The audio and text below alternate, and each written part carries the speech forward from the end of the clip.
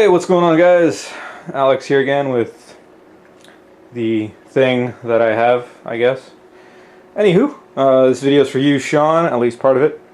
This is my incubator that I made, and it looks craptastic, but it actually works pretty good. So I had planned that I was going to have at least 4 clutches this season, which, if you have a hovabator, they're good for 1 clutch, pretty much. Maybe 2. But not quite. Actually, what I ended up doing my first season breeding was shaving off the inside of the lid so that I could fit 2 clutches in there, because when there was 2 shoebox tubs, the lid wouldn't close. But anywho, this is what I did. I basically went to Home Depot, got a lot of styrofoam insulation. They come in sheets and they come in varying thicknesses. The one I have is about 1 inch thick. They come in 1/2 inch and I think 1.5 inches. So it's not that expensive. 2 sheets was about $10 a piece. And yeah, the most expensive part was actually the hovabator, which I bought 2 years ago. It was about $40. You can get one for a decent price on triplelreptiles.com. They have a lot of good supplies, but don't buy reptiles from them. Anyways, so what I did, I basically took the styrofoam and kind of measured out by how many shoebox tubs I wanted to fit in there.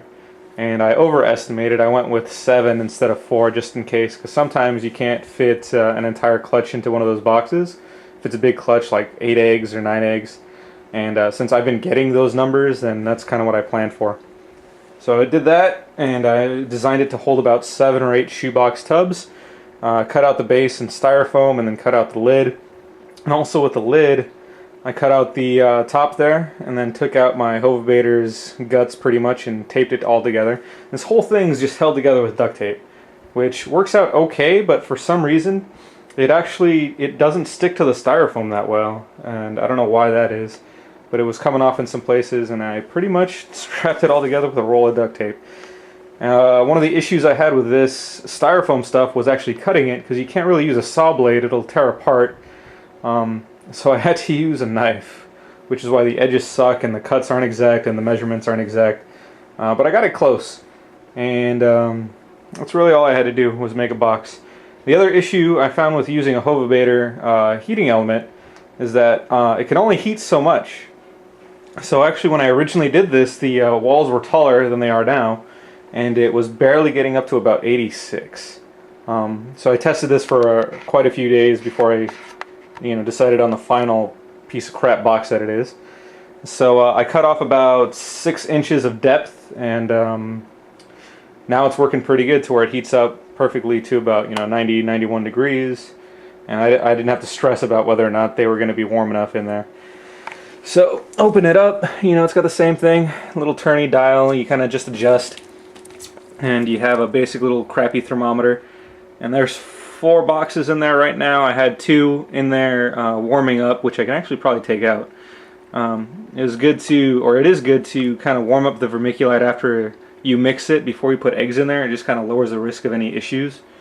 So anyways, my super simple clutch card there, I just kind of wrote down the breeding, the date it was laid, and when they should be due.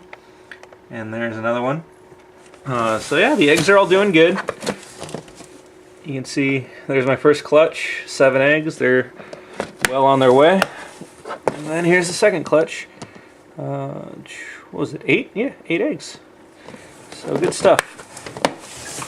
So actually they're due in about 3 weeks. Here's one of the other issues. The lid doesn't quite close all the way, so I have to stack something on top of it. But it works pretty good.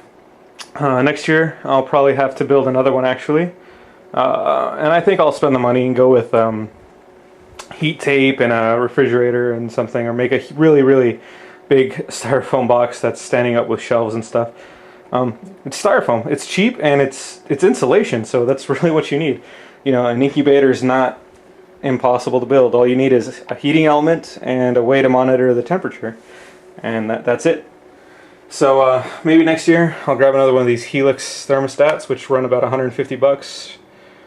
Heat tape, all that good stuff, and really try and build a good incubator. But anyways, part 2 of this video right here is I want to show this little girl right here, my cinnamon female, and kind of go over something that they call the glow before they go.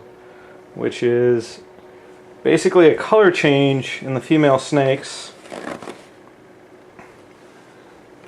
You can kind of see if I can get the sunlight on her.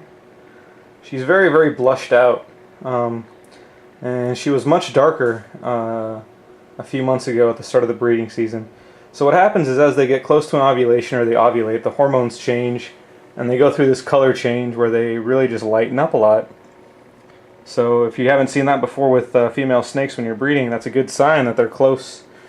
So yeah, my other two females that laid did lighten up before they ovulated and laid eggs.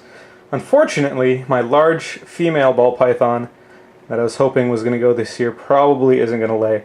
She took a rat this week and she's maintaining her normal dark colors and all this stuff.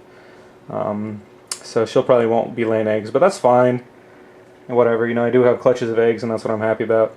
And this Cinny should go, and she was bred to my lesser, so cinnamon lessers hopefully.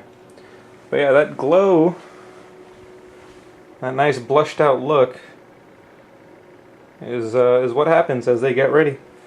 And you gotta forgive my lighting. I kind of have a ceiling fan light and I was trying to open up the window to get more natural light in here.